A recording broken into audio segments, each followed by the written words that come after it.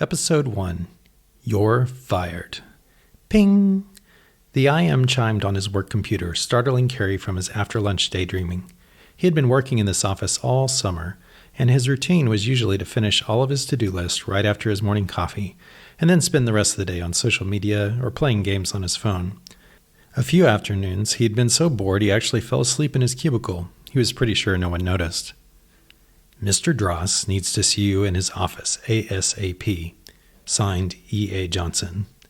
The message was from his boss's secretary. Kerry thought her name was Elizabeth, but he couldn't be sure. I wonder what the big guy wants. Since he had started this job after graduation, Kerry had only seen the boss a few times, and never in private. Kerry turned off his monitor and headed down the hall to see what's what. There you are, Mr. Chase. Sit down. I'll let Mr. Dross know you're here, Elizabeth said. Kerry heard the phone conversation, unfortunately, both ends of it. He's here, Mr. Dross. It's about time. Send him in. Yes, Mr. Dross. Gesturing towards the door, Mr. Dross will see you now. Before Kerry could even cross the room to sit down, Mr. Dross was up. Kerry Chase, do you think stealing is wrong? Sure, but what does that have to do? Mr. Chase, you work for me, for my company. You've been here a while. Do you know what your job is? Yeah, I was hired to process invoices, so I guess that's my job. I process the invoices when they come in. You were hired to work for me, Monday through Friday, starting every morning at 8 and finishing at 5.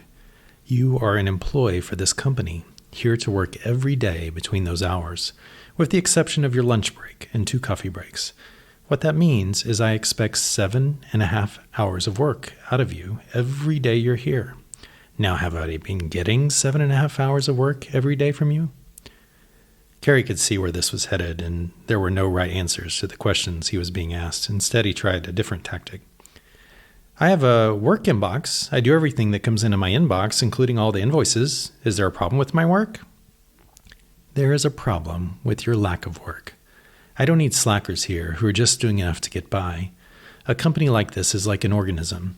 We work together for the good of the whole. Just because something isn't in your inbox doesn't mean there isn't work to be done. But how am I supposed to know what needs to be done if no one gives me anything to do? Initiative, that's how. You don't have any initiative. This great country wasn't built by people just doing enough to get by. Real accomplishments come when we practice initiative. But we're a stationery wholesaler. I don't see how showing initiative does anything except maybe more profits for you and the owners. And what's wrong with profits? Well, nothing, I guess, but making you money isn't something that's highly connected to my desire to show initiative. Mr. Dross gave him a long, scowling look and finally said, Well, sounds like you're not a good fit here anyway. What does that mean? You're fired. Clean out your desk and don't come back tomorrow. As a matter of fact, since there's nothing in your inbox, just go ahead and leave. Kerry was stunned, but when Mr. Dross walked him to the door, he didn't know what else to do but get his things and go. What am I going to do now? I have a mountain of student loan debt, rent, and car payments, and no job.